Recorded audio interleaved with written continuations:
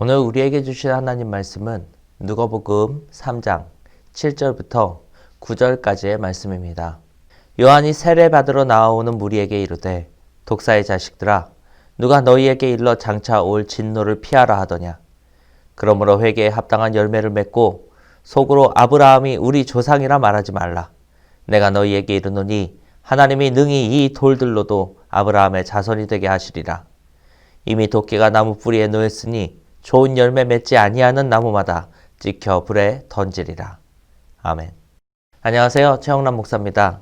지난주는 장인절 첫 번째 주일을 보내며 희망을 상징하는 초에 불을 붙였습니다. 오늘은 두 번째 주를 맞아 두 개의 초를 준비했습니다. 이 두 번째 초의 상징적인 의미는 바로 준비라는 것입니다. 준비의 초. 그래서 주님을 기다리는 절기에 우리가 무엇을 준비해야 하는지에 관해 오늘 한번 생각해 보려고 합니다. 성탄절의 준비는 대개 분주하기 마련입니다. 교회 행사를 먼저 생각해 봐도 성탄 발표회라고 하는 것이 연례마다 있다 보니 그것을 준비하는데 사람들이 모이게 되죠. 또한 성탄 트리를 만들거나 성탄 장식을 하는 데에도 사람 손이 많이 필요하다 보니까 역시 사람이 모입니다. 사람이 많이 모이면 당연히 분주하고 무언가 조금 정신없고 그런 면이 좀 있죠. 이뿐만이 아닙니다. 거리는 더욱더 심합니다. 이제는 교회보다 훨씬 세련되게 크리스마스 분위기를 이끌어가고 있습니다. 그런데 이 초를 한번 보세요. 마음이 차분해지지 않습니까? 자본주의 시스템에서 그렇게 크리스마스를 굉장한 마케팅 요소로 사용하는 거 그거 우리 잘 알고 있지만 그것이 성탄은 아닙니다. 우리가 기다리는 성탄은 이런 겁니다. 예컨대 우리가 잘 아는 찬송가처럼 고요하고 거룩한 밤입니다. 그런 의미에서 이 초를 한번 10초간 지그시 한번 보도록 하겠습니다.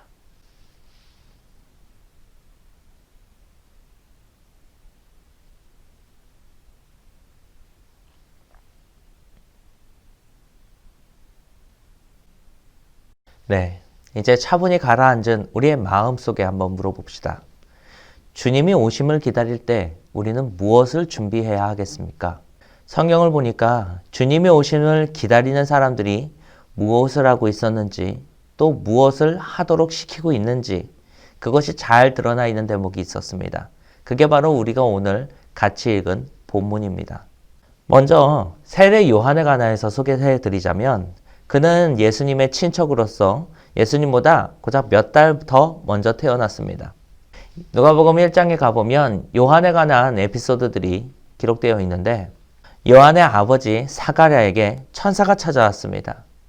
그 천사는 사가랴에게 아내인 엘리사벳을 통하여서 내가 아들을 얻게 될 것인데 그 아들의 이름을 요한이라고 하라 했습니다. 근데 이 사가랴가 그 말을 듣고는 단번에 알겠다라고 하는 것이 아니라 나는 이미 늙었고 나이가 많은데 자신에게 그러한 일이 어떻게 일어나겠냐는 식으로 대답을 했습니다. 그러자 천사는 사가랴에게 그 아기가 탄생하기까지 내가 말 못하는 자가 될 것이다 라고 말하며 그 목소리를 봉인했습니다. 사가랴는 강제적으로 침묵을 당하게 됐죠. 시간은 지나서 그 아기가 태어나는 날이 되었습니다. 아기가 태어났고 새로 난 이 아기의 이름을 어떻게 지어야 할지 사람들이 그 아버지인 사가랴에게 물으러 왔습니다. 사가랴는 사람들에게 석판 하나를 가져오게 시켰고 그 석판 위에 요한이라고 하는 글씨를 새기고 사람들에게 나타내 보이는 순간 사가랴는 다시 말을 할 수 있게 되었고 그 길로 바로 하나님께 영광을 돌렸다고 하는 내용입니다. 성경은 여기까지만 기록하고 있지만 이 기록을 통하여 우리가 알 수 있는 몇 가지 사실이 있습니다. 그것은 요한이 예수님을 아주 어릴 적부터 아주 잘 알고 만나지 않았을까 하는 것입니다.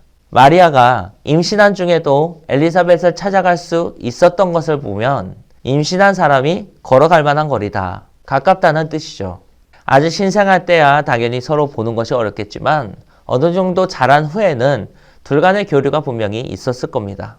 그렇다면 요한은 예수가 어떤 생각을 가지고 있었는지 어떠한 사람인지, 어떠한 능력이 있는지, 그가 앞으로 무엇을 할 것인지 남들보다 먼저 알고 예수가 구원자라는 것에 대해서 분명한 확신을 가졌을 겁니다. 자, 이제 요한은 자신의 친척 동생인 예수가 구원자로 사람들 앞에 자신을 드러낼 그 순간을 준비해야 합니다. 무엇을 해야 할까요?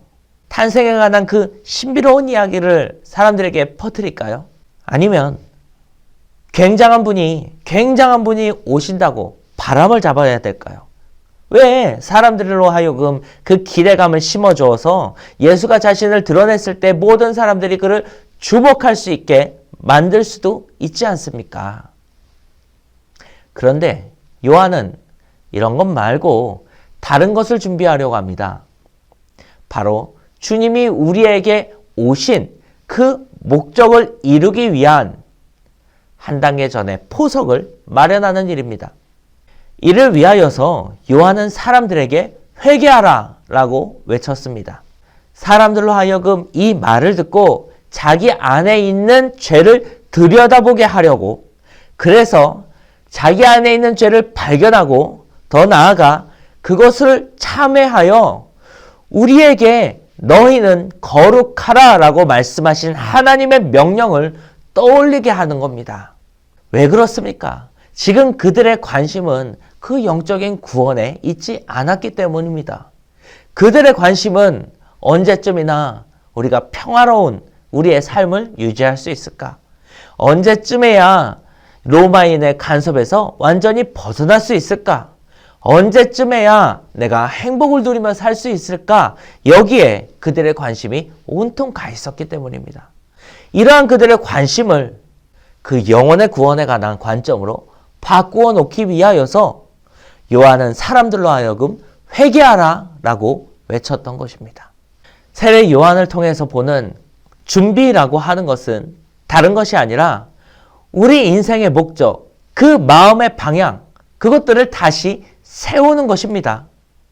준비라는 것은 다른 것이 아니라 우리가 살아가야 하는 목적에 대해서 다시 한번 생각하고 우리의 마음의 길이 바른 곳으로 향하여 있는지를 한 번 더 확인하는 것이 우리의 준비가 되어야 하겠습니다. 우리의 관심이 이 세상에서 성공하고 안정적으로 살고 우리에게 주어져 있는 이 즐거움을 조금이라도 오래 유지하려고 하는데 이 우리의 관심이 있다면 예수 그리스도는 우리에게 아무 감흥이 없습니다. 오히려 이 세상의 산타가 훨씬 우리들에게 즐거움과 재미와 무언가의 기대감을 더 갖게 만들 겁니다. 그러나 상업적으로 이용하고 있는 크리스마스라고 하는 것, 이것에서 조금 벗어나 사실은 같은 말이지만 성탄절이라고 하는 이것의 의미를 정말로 우리 안에 되살리고 싶으시다면 회개해야 합니다. 회개의 문턱에 서야 합니다. 내 마음을 돌아보고 그것에서 죄를 발견하고 예수 그리스도가 무엇 때문에 오늘 이 땅에 오셨는지를 생각하는 겁니다. 우리의 죄를 위하여서 십자가에서 죽으실 그 목적을 이루시고자 이 땅에 태어난 아기 예수를 생각해야 하는 겁니다. 그러므로 이번 한 주 세례 요한의 외침을 우리 마음속에 담고 살아가시기를 간절히 바랍니다. 회개하라. 우리 안의 죄를 발견하고 그것으로부터 떠나기 위한 우리의 여정을 시작하시기 바랍니다. 그 여정의 끝에는 반드시 우리가 기다려 마지 않는 예수 그리스도가 있습니다. 기도하겠습니다. 주님 감사합니다. 기다림의 절기 그 두 번째 주를 맞이하여서 우리가 그 기다림의 앞에 무엇을 준비해야 하는지를 생각해 보았습니다. 회개의 문턱에 우리의 마음을 가져다 놓고 우리 안에 죄를 찾고 그것을 참회하며 나아가는 그러한 것이 우리의 준비가 되게 하여 주시옵소서. 우리의 삶의 목표를 회복하고 마음의 길이 바른 곳을 향하여 서도록 그 길을 준비하는 저희들이 되게 하여 주옵소서. 예수 그리스도의 이름으로 기도합니다. 아멘.